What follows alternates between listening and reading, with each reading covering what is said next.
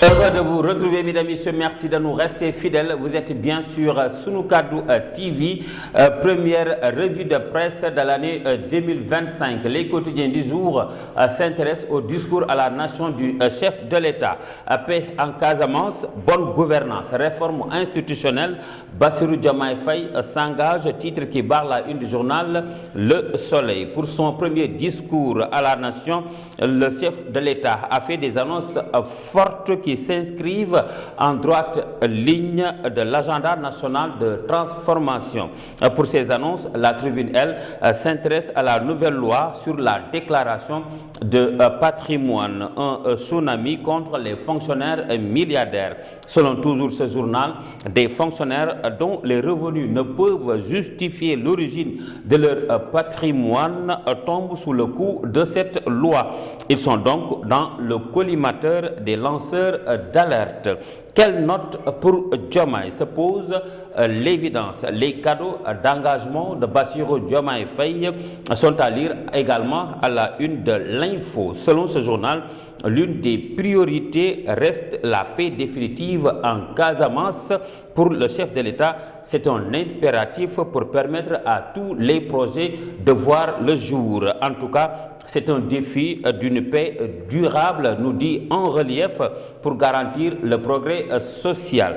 Parmi ces progrès, la généralisation de la déclaration de patrimoine, nous renseigne Walf Quotidien, qui barre à sa une que l'État aux trousses des fonctionnaires. L'Observateur, lui, a fait un large décryptage du discours du Nouvel An du chef de l'État et nous donne les 9 majeurs.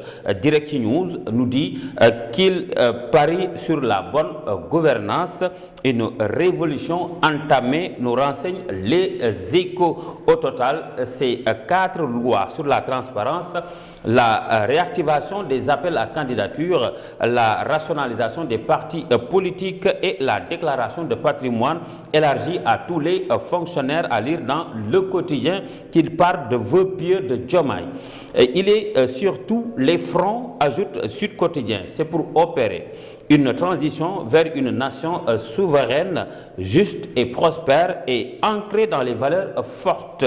C'est pourquoi il a ratissé large dans son discours selon Rewmi Quotidien, un discours d'homme d'État, ajoute le Républicain.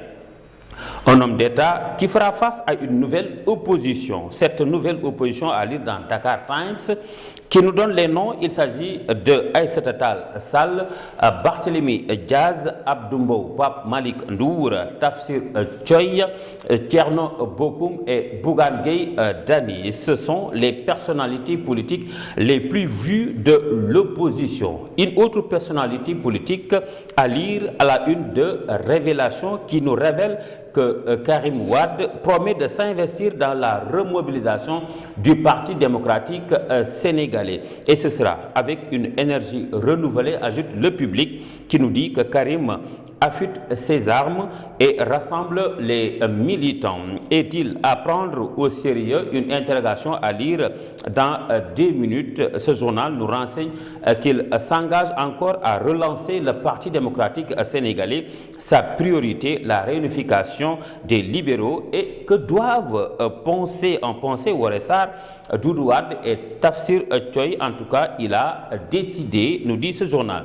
Le Dakarois s'est intéressé aussi du limogeage de Cheikh Oumar Diagne et il est remplacé par Pape Thione à la tête de la direction des moyens généraux de la présidence. Nous terminons avec Libération qui est revenu sur l'affaire de la fillette de 12 ans lâchement tuée à Malika. L'enquête révèle l'horreur. Ce journal nous apprend qu'arrêté hier par la police à Tivaouane Peulh après une courte cavale, El Hadji Modou Fall, âgé d'une trentaine d'années, avait pris la fuite à la suite de son ignoble acte, violé et tué dans la nuit du 31 décembre 2024.